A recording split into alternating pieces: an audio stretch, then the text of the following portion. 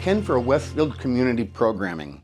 Each and every election cycle for the past decade, we have invited in everyone running for City Council, both ward and at large, incumbent and challenging. And this year is no different. An email went out to every single candidate inviting them to come in for the interview that we do. Each interview is 10 questions, and it's the same question to each and every candidate. Most of the questions are an amalgam of what I pulled from social media as to how people feel, questions they may have, etc. This year, instead of doing everything live in the morning, we have pre-recorded in the afternoon. And all of the videos are being released at once. Also, by doing this, nobody has an idea as to what the questions are. The interviews that you see in this series are those of the City Council candidates who replied saying they would like to take part of it. Not all did. Make sure you get out and vote in November. Ken again for Westfield Community Programming, where we are continuing the interviews for City Council candidates, both at large and ward. And today we have a challenger to at large. First time that we've seen him in the studio. I'd like to welcome Chris McCrary. Hey, thanks for having me. All right, Chris. So I'm going to go over what's going to happen here. I have 10 questions. Everyone's been asked the same questions, and nobody knew the questions ahead of time, All right. which is different from the past. The questions are kind of like an amalgam of what I've taken from social media, either questions that have been posed or incidents that have happened or conversation that has taken place. Mm-hmm. At the end of the 10 questions, I'll give you an opportunity to get up on your soapbox to make your plea to the constituents here in Westfield. I'm allotting 30 minutes for this. No one's gone over, so I don't think we'll have an issue with that. But because you are new to us, before I get into the questions, I just want to ask, who's Chris McCrary? Where are you from? What do you do? Are you married? Yeah. So I am married. My wife and I moved to Westfield about 14 years ago. Mm-hmm. My job at Barnes brought me here. Mm-hmm. 20 years, served 20 years at Barnes and the U.S. Air Force. I have two boys, both to school here. One's a senior in aviation. Mm-hmm. The other's a sophomore in construction program.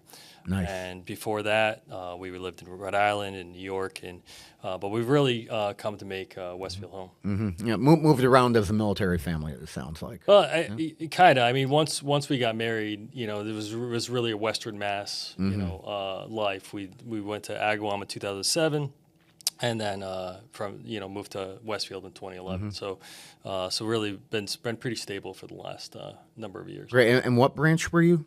The Air Force. Okay, Air Force. Right at Barnes. Well, thank you for your service. Thank you. All right. Let's get right on with it. All right. Question number 1. What are your thoughts? And this is going to be interesting because you have a boy here in aviation. Right. And we all know how the aviation department is at school. It's one of the best things in the country. It is.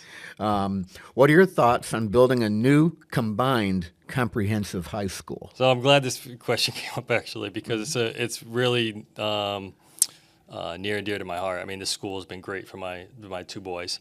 Like I said, my son Matthew, his one focus when he thought about coming to Tech was going into the aviation program because of how great it is here. And I really believe in providing and building a new technical high school. Mm-hmm. And making sure that there's state-of-the-art facilities for the technical high school. I have concerns, for sure, in combining it. Mm-hmm. I believe that the model that Westfield Tech uses, a 1 week on and 1 week off, is necessary for the success of these programs. Mm-hmm. And all too often when you see these combined schools, you see these half-day programs. And I've seen with both of my boys where take my younger son with construction. There's a certain amount of setup time, there's a certain amount of tear down time, and there's only so much time in between that you can actually build or actually do your craft, to learn your craft. And when you're cutting that down into trying to squeeze it into half a day, you're not going to nearly learn as much in the in between times. Same thing with aviation. My son has to drive to the hangar and then drive back. I mean, there's all that travel time, and then get set up and do the work and learn what he can do. And so so I say, I would definitely support championing a new technical school, and I'd be cautious about combining them as long as we can find the funds. One, because the reason that we want to combine them, or that the school committee wants to combine them, is the money's all in technical schools as far as building them around the state, because that's the future. And so by trying to piggyback the high school, I definitely want to make sure that we keep what makes Westfield Tech special intact. Yeah, the first person who's mentioned the full day versus half day aspect of that, by the way. Yeah, it's a Which is what I think of. You go into auto, and now you're covered with grease. Are you going to sit down in class that way? Right. Yeah. I mean, Yeah. and it's It's a valid point. absolutely. Yeah. Absolutely. All right. Going on to number 2. What needs to be done to get more business development in Westfield? I mean, this is a few things. I mean, we definitely need to make it easier for businesses to do business in Westfield. I think we need to get out there and talk to business owners and talk to people that hey, what are what are the points, pain points about starting a business, running your business? I think although our tax rate in Westfield is very competitive and very along the lines of many communities in our region, maybe we look at targeted tax incentives for small business. It's very easy for big business in Westfield to get these tax breaks over periods of time. But if someone wants to open a restaurant, that's very difficult at times for these communities to give them some sort of incentive to come on in, open up, help offset some of those initial startup costs, so that we can attract some more of those. So you think it's more than tips, tax in lieu of payments? Right. Right. I think it's that, and then I mean we need to come up with some things to really go after and really try to attract aggressively some of these businesses. Great. Why are things always built but never maintained? I don't know. Use never and always. I mean, using those definitive statements, but I think a lot of it goes into funding sources. If you get money from the federal government for a project or the state government for a project to build it, then Westfield has to come up with the money to maintain it. One thing that we can point to all over the city are water fountains. That are in these parks that, were built and looked great, and now they don't work anymore. Well, why? Because the project was built using funds that we no longer we don't have the funds available to maintain or a want. So we need to work with the state and with the federal government when we do these projects. And we need to find, hey, these are great ideas, but if we're going to build these things, then Westfield, we need to make sure that we're going to have the funds. Otherwise, we need to push back on some of these decorations sometimes and say, we really don't want that because we can't really afford to maintain it when it breaks. So it becomes an eyesore. And I hear you when you say decoration. On to question number 4. And this more so it involves maybe wards 2 and 3, which are some of the older wards. But it could still be a citywide issue. Why do we have dead fire hydrants in our neighborhoods? I mean, aging infrastructure. Right. I mean, it's definitely an issue that we have to address. And, when you have a city that's as old as Westfield, there's only so many resources we have, and we have to address our aging infrastructure. It's just aging faster than we can address it. And so, I mean, dead fire hydrants is a huge safety risk that we have to address. But when you're dealing with a $17 million budget shortfall that you're trying to make up, it's hard to say, where do we find the funds to do everything that we need to do that. So I think on a targeted basis, we just need to start chipping away.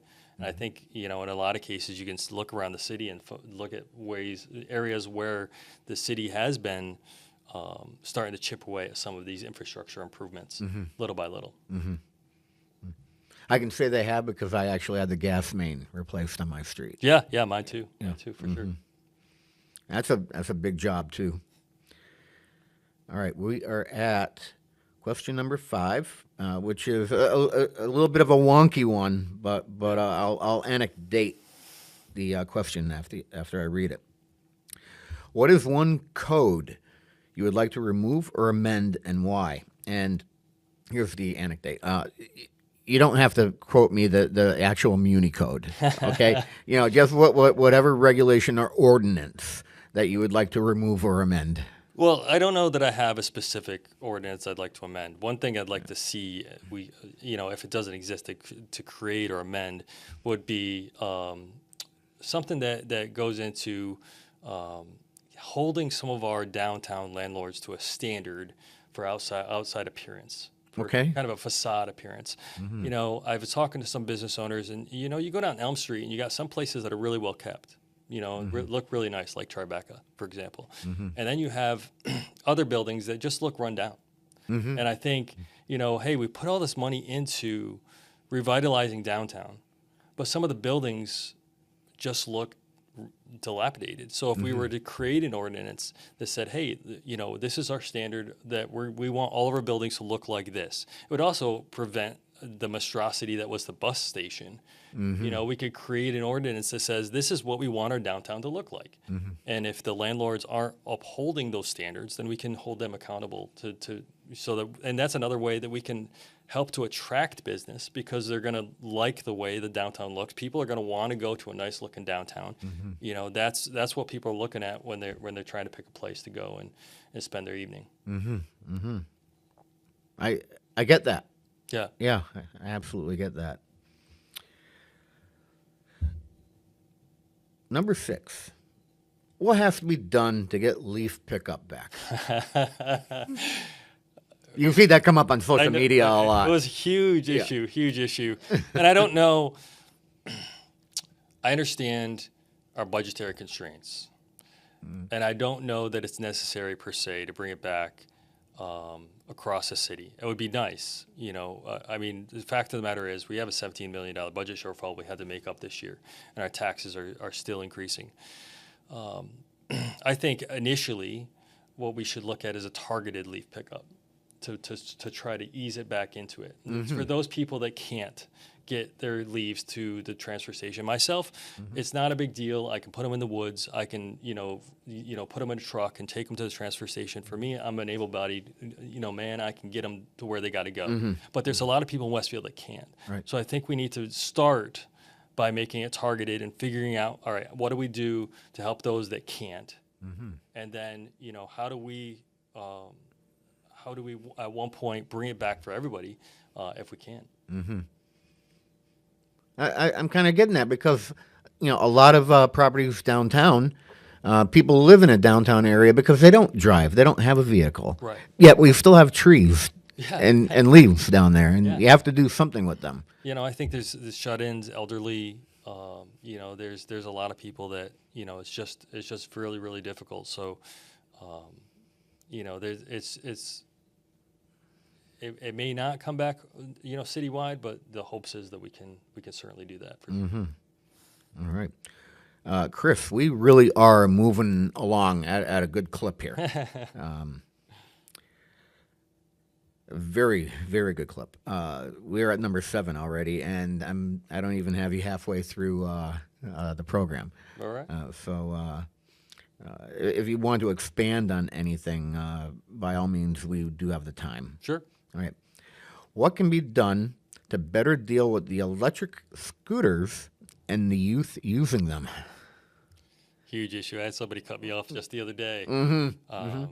And it's a big issue. It's new technology that we didn't see when we were kids. We were all pedaling ourselves away, and I think the first thing is education. We need to get the word out about how they're properly supposed to be used. When they can use them, where they can use them, how they can use them. So that's the first step, is education. Then secondly is going to be some sort of enforcement, where and how we enforce that, is going to be a difficult challenge, because we can't always rely. Our police can't be everywhere. Police, Right. If they see it, obviously they can address it, but they can't be everywhere. So we're going to have to, really, come up with ways. And my hopes is that, if we do the education, the majority of people will say, "Oh yeah, I really didn't know that," and adhere to the policies. And then we'll only have to deal with a few. But I think in a lot of cases, people just don't know. With there's another, very similar to how bicycles are supposed to be operated on the roads, or anything else that's non-vehicular. People don't know that there's rules, even, let alone what the rules are and how to go about it. So if we start with education and letting people know, hey, these are the standards, I think we tackle a lot of the problems before we start dealing with enforcement. Right. I actually have a Class 2 electric bike, and some of the folks out there scare the heck out of me when I'm out and about with it. Yeah. Because, if a scooter's coming at me 25, 30 miles an hour, and I'm at pedal assist going 20, not necessarily the moving object meets the irresistible force meets the immovable object. Right. There's going to be something happening. It's not going to be nothing. Right. It is scary. And so far, everyone has chimed in enforcement on that one. Yeah, I mean, we have to enforce but I mean, we can't enforce. I do think that there's a lot of people out there that just don't know. Yeah, and I think another thing that might be holding us up is the state hasn't really defined what these things are.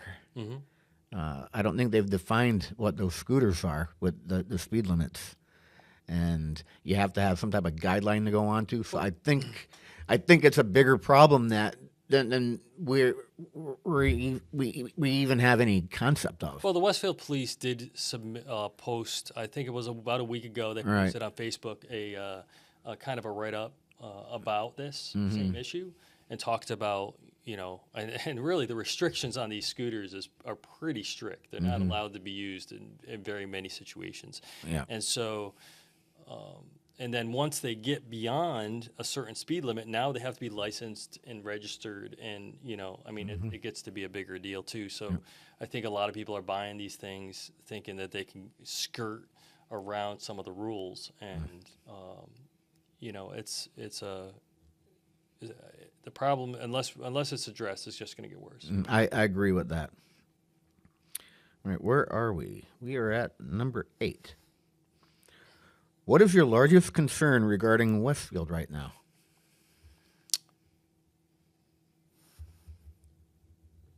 My largest concern with Westfield is definitely cost. I mean, we're dealing with, I mentioned it a couple times, our budget is, we had a budget shortfall of $17 million. We were able to make it up this year with a 6.5% tax increase. And other manipulations of monies. But Westfield residents and residents in general are facing rising costs in everything. And we can't keep squeezing this, the same residents for the pennies to help run our city. So, we have to address that. We have to figure out how we grow sustainably, and how we manage the increasing costs of our city without bleeding our residents dry. How all those challenges are met. It's a difficult question. One of which that I'd love to tackle on city council Coming from an emergency management background, it's what I do full time is emergency management, and looking at this from a response. So in emergency management, there's planning, response, recovery, and then mitigation. And to come at this problem, we're kind of in this response phase. All right, what do? We've got this budget deficit, we have inflation, we have all these things. We got to figure out how to respond and how to get to a solvent state. But then, as we recover, and then we come up with, all right, how do we put safeguards in place or mitigate the risks for making sure that this doesn't happen in the future? And then how do we plan also for the future? And how do we look ahead? What does Westfield look like in 10 years? So that we can kind of reverse engineer that. It's kind of what I apologize. Right? I had the sound on this turned off before you came in. That's all right. It's all right. Go on.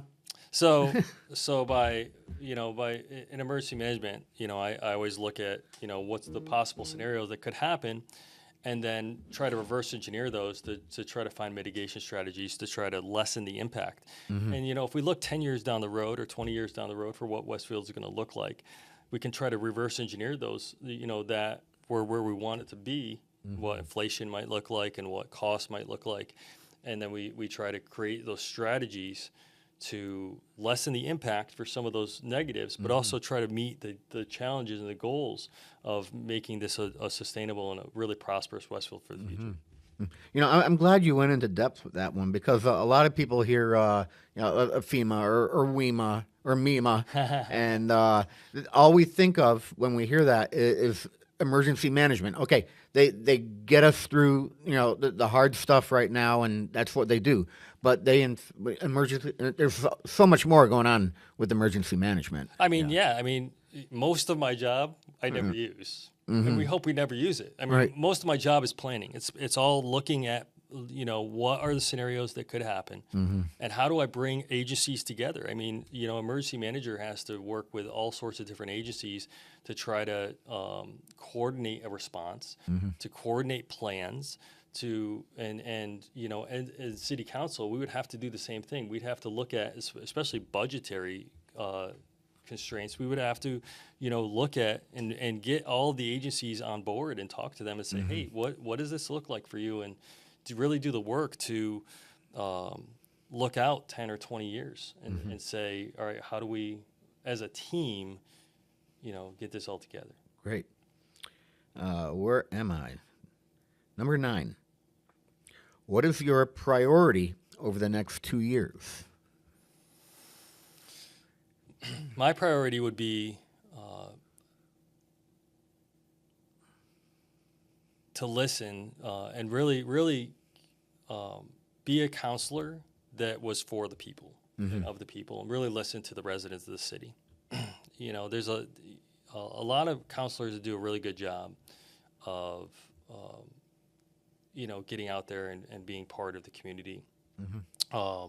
And as in talking to some of the business owners, I'd really want to be a part of that, especially a part of hey, how do we make this even more vibrant of a business community in our city, and then holding some town halls, so that people can come together and express their concerns and their ideas and solutions that we could then bring to city council, and take those real tangible ideas from the residents of Westfield into city council, into city affairs, and use them to try to affect change. Okay, heard. We've made it to number 10. All right. What makes you qualified? We're a country that's built on a government that's of the people, by the people, and for the people.